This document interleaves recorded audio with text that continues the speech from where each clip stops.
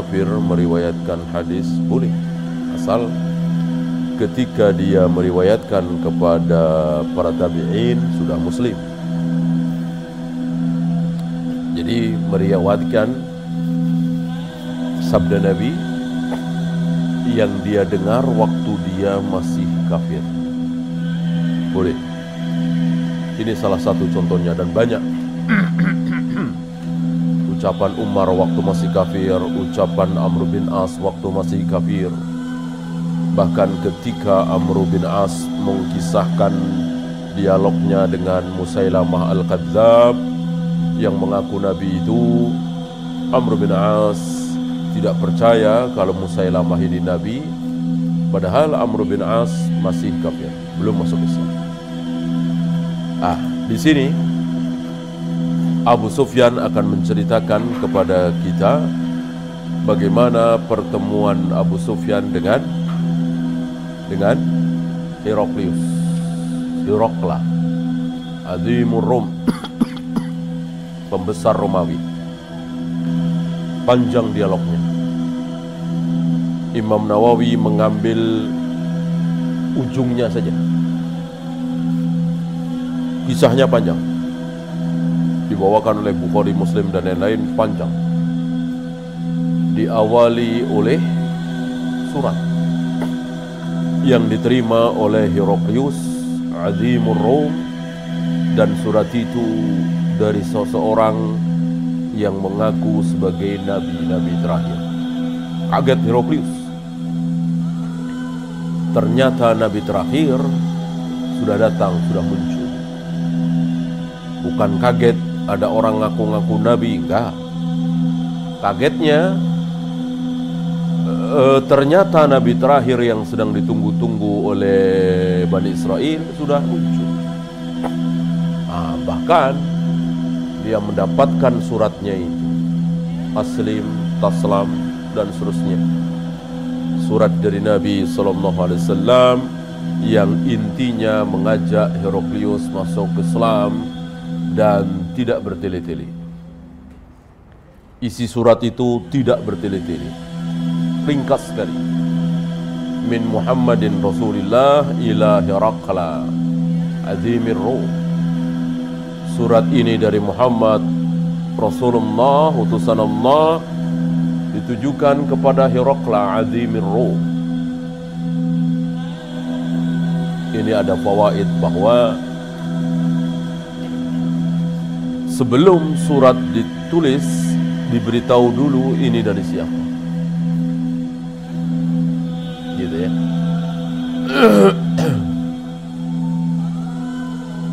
Nah, mendapatkan surat itu, takjub Heraklius, maka Heraklius mencari-cari orang Arab, orang yang senegeri dengan yang mengaku Nabi. Dapatlah Abu Sufyan dan teman-temannya tentunya. Abu Sufyan kan mondar-mandir dari Mekah ke Syam, dari Syam ke Mekah. Syam itu barangkali kalau sekarang apa Singapura, apa New York begitu ya. Jadi pusat perdagangan. Maka Heraklius menjadikan Syam sebagai ibu kota. Tadinya kan di Konstantin, Istanbul. Sekarang daerah Turki ya. Terus meluas kekuasaan Heraklius, maka menjadikan Syam sekarang Palestina, Yordan, Lebanon, itu Syam. Nah, setelah Heraklius berhasil mendapatkan orang Arab yang kebetulan ada di Syam, yang ternyata dia adalah musuh Nabi SAW, yaitu Abu Sufyan. Heraklius cerdas, karena Heraklius tentu tidak mau dibohong, maka tidak dikasih tahu mau apa. Diundang, tentu bangga, senang. diundang ke istana oleh raja, penguasa terbesar di muka bumi, Romawi.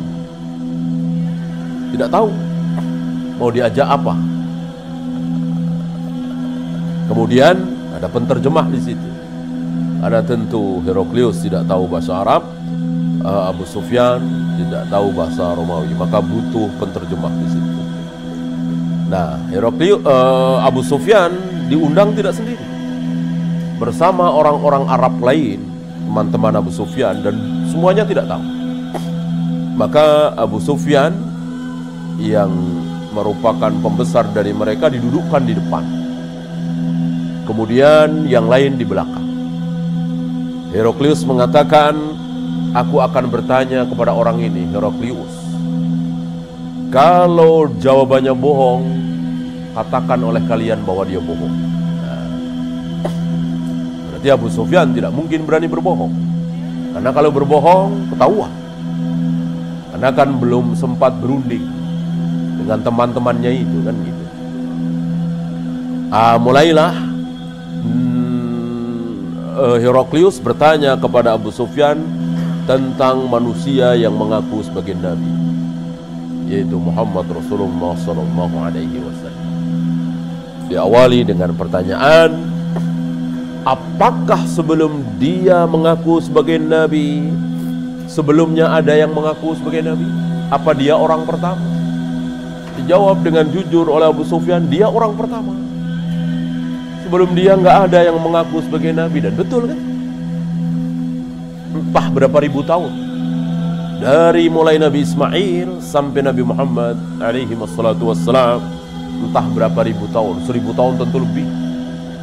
Karena Nabi Musa saja umurnya kan sekitar 500 tahun, kan melewati Yahya, Zakaria, ya, Sulaiman, dan seterusnya, tentu ribuan tahun. Itu nggak ada nabi satupun di Mekah. Tidak ada memang keturunan Nabi Ismail, tidak ada yang menjadi nabi kecuali Nabi Muhammad SAW. Nah, tidak ada. Sebelum dia tidak ada yang mengaku nabi di Mekah. Langsung dikomentari. Komentarnya memang belakangan ya. Komentar Abu Sufyan, kalau sebelum dia ada yang mengaku sebagai nabi, berarti dia ikut-ikutan. Dia ikut-ikutan tren. Gitu. Kalau sebelumnya kok nggak ada dia ngaku, berarti ini tanda bahwa dia memang benar sebagai nabi. Maksud Abu Sufyan seperti itu. Kalau sebelumnya ada, berarti dia ikut-ikutan. Gitu. Kemudian Abu Sufyan bertanya lagi, kebanyakan pengikut dia itu orang-orang kaya, bangsawan, pembesar, apa orang-orang miskin, para budak? Dijawab oleh Abu Sufyan dengan jujur, orang-orang miskin, para budak. Kan yang pertama kali masuk Islam Bilal, Khabbab bin Arad, Ibnu Mas'ud, Ammar bin Yasir, Sumayyah, Yasir, ini orang-orang miskin, para budak. Yang bukan barangkali, yang pembesar, yang bangsawan barangkali cuma Abu Bakar. Ini kan di awal-awal ya kan. Apa kata Heraklius mendengar jawaban Abu Sufyan? Begitulah para nabi, para rasul. Begitulah para nabi, para rasul. Kebanyakan pengikut mereka adalah orang-orang miskin, para budak. Awalnya seperti itu. Jadi secara tidak langsung Heraklius ini membenarkan bahwa Nabi SAW betul-betul utusan Allah Rasulullah. Abu Sufyan bertanya lagi, apakah ada di antara mereka yang masuk Islam lalu keluar lagi murtad karena kecewa dengan agamanya, kecewa dengan akhlaknya, kecewa dengan apa yang dia dakwahkan? Ada apa tidak? Dijawab lagi oleh Abu Sufyan dengan jujur, tidak ada. Emang tidak ada. Tidak ada orang murtad. Orang-orang murtad keluar dari Islam itu baru ada setelah Rasul wafat. Ketika Nabi masih hidup nggak ada. Gitu. Ini pun semakin menunjukkan kepercayaan Abu Sufyan. Gitu. Kemudian bagaimana peperangan, kan akhirnya Heraklius tahu bahwa Abu Sufyan itu pemimpin kafir Quraisy, Rasulullah Sallallahu Alaihi Wasallam pemimpin kaum muslimin, perang dalam perang Badar dan seterusnya. Ini kan sudah kejadian, ya. Di perang Badar sudah kejadian ini. Bagaimana peperangan antara kalian dengan dia? Menang siapa? Dijawab oleh Abu Sufyan dengan jujur pula. Kadang dia menang, kadang kami menang. Kadang dia kalah, kadang kami kalah. Gitu. Artinya tidak menang terus, tidak kalah terus. Ini pun sama dikomentari oleh Heraklius. Begitulah para nabi, para rasul. Kalau perang, kadang-kadang menang, kadang-kadang kalah. Wa tilkal ayyamu nudawiluha bainan nas. Hari-hari peperangan itu kami gilirkan, kata Allah. Kadang yang benar itu menang, kadang kalah.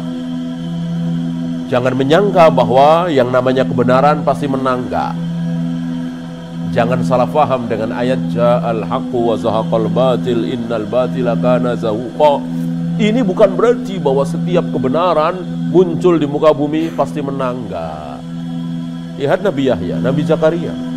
Benar apa salah? Nabi Yahya, Nabi Zakaria berada dalam kebenaran apa kebatilan? Kebenaran, tapi menang apa mati? Mati, dibunuh oleh kaumnya, kan begitu. Maka tidak bisa kita mengatakan kita kan muslim, kita akan beriman, pasti kita menang. Tidak, terserah Allah. Maka kadang kaum muslimin jaya, kadang terpuruk. Sebab-sebab terpuruk ada tentunya, ya. Jadi para nabi, para rasul pun ketika perang tidak selamanya menang. Gitu. Kalau perang pasti menang, ya buat apa? Pakai senjata, pakai tameng, ya, pakai baju besi. Nabi pakai baju besi. Gitu. Nah, terakhir Heraklius bertanya. Setelah membenarkan terus, terakhir Heraklius bertanya, "Famadza ya'murukum bih?" Apa yang dia perintahkan terhadap kalian? Ajaran apa sih? Gitu. Kira-kira Abu Sufyan bisa jawab nggak? Kan logikanya mungkin kalau jawab, ya saya nggak tahu, saya bukan orang Islam, gitu ya, mungkin ya. Ya nggak tahu lah ajaran apa. Saya kan bukan orang Islam. Saya bukan penganut agama dia. Saya bukan pengikutnya. Saya nggak tahu isinya apa. Mungkin begitu ya logika kita ya. Ternyata Abu Sufyan bisa jawab apa enggak? Bisa. Bisa. Ini menunjukkan bahwa orang-orang kafir tahu ajaran Nabi Muhammad SAW itu kayak apa. Orang kafir tahu. Maka aneh sekali hari ini ada orang Muslim nggak tahu ajaran Rasulullah SAW kayak apa. Dikiranya Rasulullah mengajarkan muludan, tahlilan, salawat nariyah. Aneh ya. Muslim tapi tidak tahu ajaran Islam diajarkan oleh Nabi SAW. Sementara Abu Sufyan waktu itu kafir, tapi tahu ajaran Nabi SAW dan tahunya bukan tanggung-tanggung. Kita lihat pengetahuan Abu Sufyan menunjukkan Abu Sufyan, insya Allah termasuk Abu Jahal, Abu Lahab, faham betul ajaran Islam itu isinya apa. Karena faham, maka nggak mau mengimani gitu.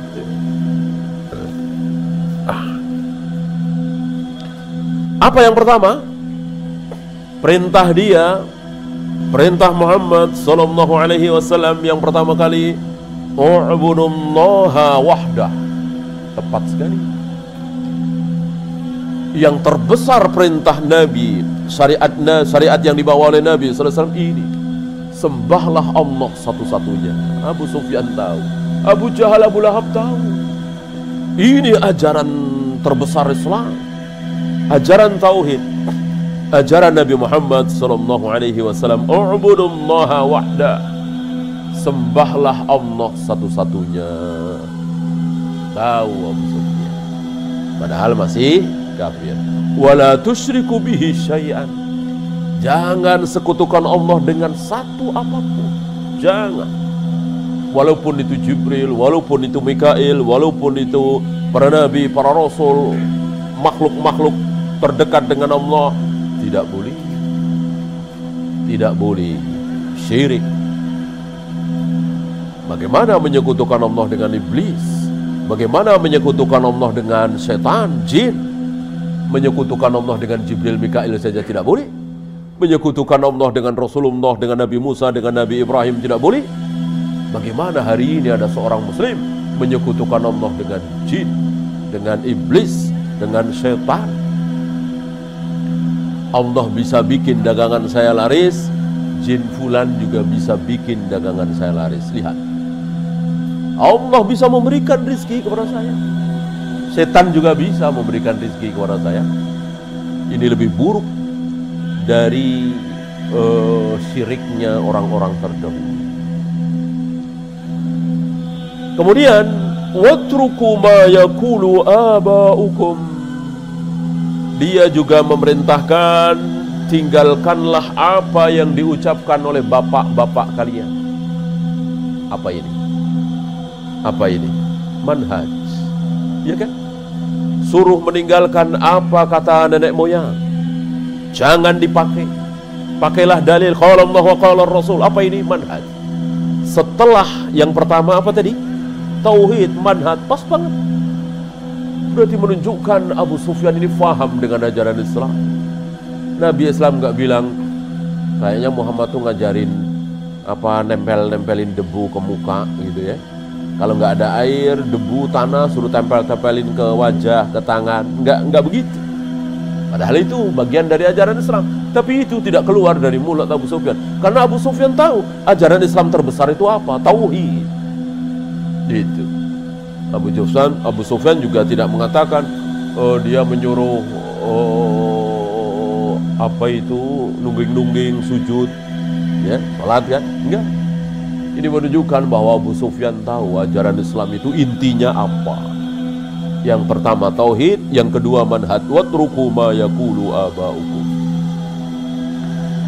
Baru wa ya'muruna bis shalah, baru setelah tauhid, setelah manhaj, baru sholat ibadah. Dan Abu Sufyan mengambil contoh yang terbesar, sholat. Puasa tidak, zakat tidak, haji tidak, tapi diambil yang terbesar, yaitu sholat. Oleh karena itu setelah sholat bukan puasa, bukan zakat, bukan haji, tapi wasidqi, apa? Jujur, benar. Karena keluar dari ibadah mahdoh. Benar kan bukan ibadah mahdoh. Kalau ibadah mahdoh sholat, maka wudhu tidak disebut, azan tidak disebut, qomat tidak disebut, mandi junub tidak disebut, tawaf sa'i tidak disebut. Sudah cukup dengan sholat sebagai ibadah mahdoh terbesar. Setelah itu bukan ibadah mahdoh, tapi yang tiga ini buahnya. Setelah tauhid benar, manhaj benar, lalu ibadah mahdoh dengan benar, tinggal muncul buahnya. Apa buahnya? Apa buahnya? Akhlak. Akhlak. Maka tiga yang terakhir ini akhlak semua. Wasidqi wal afafi wassilah. Benar, jujur, afaf, menjaga diri, tidak mau minta-minta, silaturahim. Ini akhlak semua buahnya.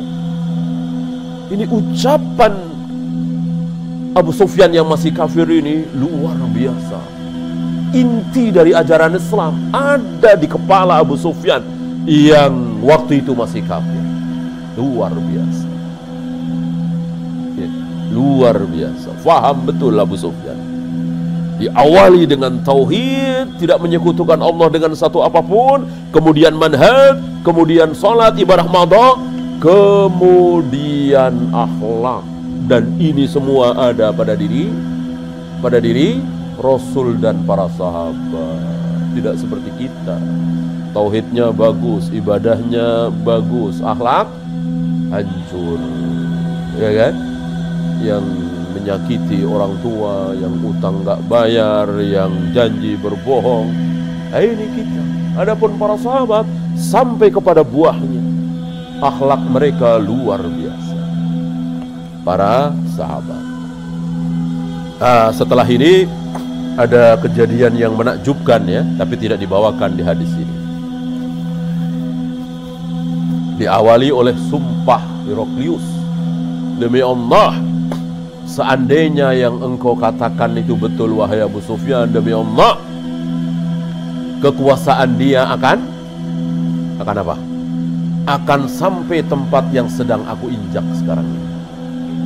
Nggak ragu dia dengan kalimat demi Allah, wallahi tallahi, karena Heraklius juga beriman iman yang tercampur dengan syubhat bahwa Allah itu ada. Heraklius yakin betul gitu. Bahkan nanti akan kita lihat betapa Heraklius itu sebetulnya sudah mau masuk Islam. Dan betulkah ucapan Heraklius? Terwujudkah ucapan Heraklius? Betul? Betul di zaman siapa? Kekuasaan Islam sampai ke Syam, lalu Heraklius mundur ke Istanbul, Konstantin, Umar. Ya. Jadi Abu Bakar 2 tahun, Umar 10 tahun, ya mungkin nggak sampai 10 tahun. Kan bukan di akhir zaman Umar kan? Syam itu dikalahkan oleh kaum muslimin. Berarti nggak sampai 10 tahun dari ucapan Heraklius itu terbukti Syam direbut oleh kaum muslimin tanpa perlawanan, tanpa pertumpahan darah. Mereka menyerahkan diri, memberikan gerbang itu ke Umar, dan Umar disambut oleh para batrik, para pendeta, para pastor dengan segenap kebesaran mereka. Sementara Umar memakai pakaian yang istilah kita compan-camping. Ya. Oleh karena itu sebelum masuk ke kota Syam dicegat oleh Abu Ubaidah bin Jarrah. Abu Ubaidah bin Jarrah mengusulkan kepada Umar supaya ganti baju, ya. Yang bagusan dikit lah, kalau kata kita ya kan. Cakapan dikit lah, nggak enak gitu. Sudah ditunggu oleh para pembesar. Marah Umar. Kalau bukan engkau yang bicara seperti itu wahai Abu Ubaidah, sudah aku tampar engkau. Marah. Suruh ganti baju, marah. Ya, kita selama ini dibesarkan oleh Allah karena ketaatan kita, bukan karena pakaian, bukan karena hal yang zahir. Tidak apa? Bahkan jalan kaki kan, tidak sedang menaiki kendaraan. Lalu kembali ke Heraklius tadi, bersumpah lagi demi Allah, seandainya dia sekarang ini ada di hadapanku, seandainya aku bertemu dengan dia ada di hadapanku, demi Allah akan aku cuci apa? Kedua kakinya. Menunjukkan dirinya merendahkan diri di hadapan seorang Nabi terakhir Muhammad SAW. Ya. Dan ini bukti tanda bahwa Heraklius mau masuk Islam.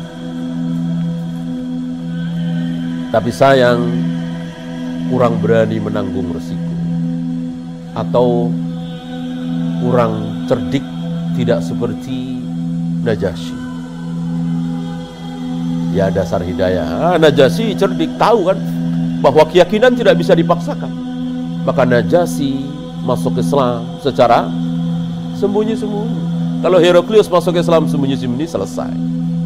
Enggak, Heraklius mengumpulkan para pembesar, para batrik, para pendeta, para pastor, para bangsawan dikumpulkan dalam satu tempat. Dan tempat itu mempunyai pintu-pintu yang banyak. Ada riwayat mengatakan bahwa tempat ini mirip-mirip parlemen, karena Romawi itu kan mengikuti seperti mengikuti demokrasi gitu. Jadi ada kekuasaan di luar raja, tidak seperti Parsi. Kalau Parsi tidak mengenal itu, tapi tentu tidak seperti sekarang ya. Artinya ada orang-orang yang diberi hak untuk berbicara, untuk mengusulkan dan seterusnya. Pintu-pintu itu ditutup, dikunci, dan kuncinya dipegang oleh Heraklius. Nah, setelah para batrik, para pendeta, para pastor, para bangsawan masuk bersama Heraklius, Heraklius dengan terus terang mengatakan bahwa telah muncul Nabi terakhir, Muhammad sallallahu alaihi wasallam. Ya, kita ikuti dia, kita beriman, dan ini jalan kebahagiaan. Teriak mereka, teriak kaget. Pembesarnya yang dibanggakan kok mengajak para bangsawan mengikuti orang lain. Kan kecewa mereka. Gitu. Kalau beriman ya tentu bukan jadi orang nomor satu. Orang nomor satu Nabi Muhammad SAW. Artinya tunduk kan. Oh, mereka nggak kuat mendengar ajakan itu, lari meninggalkan Heraklius. Tapi aman, kunci-kunci kan sudah dipegang. Ya, pinter Heraklius. Lalu putus asa Heraklius melihat mereka tidak ada yang mau. Maka Heraklius membohongi dirinya dengan mengatakan, apa? Aku cuman menguji kesetiaan kalian. Nah, padahal dari awal terdapat tanda-tanda pada dirinya bahwa dia beriman kepada Nabi SAW, mempercayainya. Seandainya para batrik, para pendeta, para pastor, para bangsawan itu mau ajakan Heraklius, ya selesai, akan diteruskan masuk Islam. Tapi karena satu pun gak ada yang mau, dibatalkan.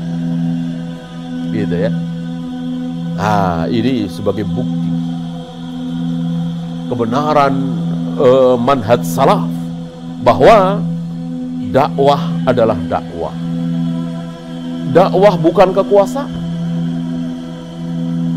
Ini merupakan kesalahan orang-orang hizbiyin harakiyin yang menganggap bahwa dakwah itu akan mulus, akan lancar kalau berkuasa dulu. Maka kita raih kekuasaan dulu. Kita jadi presiden dulu, wapres dulu, menteri-menteri dulu. Setelah itu baru dakwah akan lancar. Ini bohong, ini dusta, ini salah. Kurang apa Heraklius? Kurang apa Raja Najasyi? Ternyata tidak sanggup mengajak rakyatnya, pembesarnya masuk Islam. Ya, semakin menunjukkan kepada kita bahwa dakwah tidak akan ditopang oleh kekuasaan. Ya, karena dakwah kan tidak bisa dipaksakan, tidak bisa. Kalau mereka tidak percaya, kalau mereka tidak beriman, sudah, tidak bisa berbuat apa.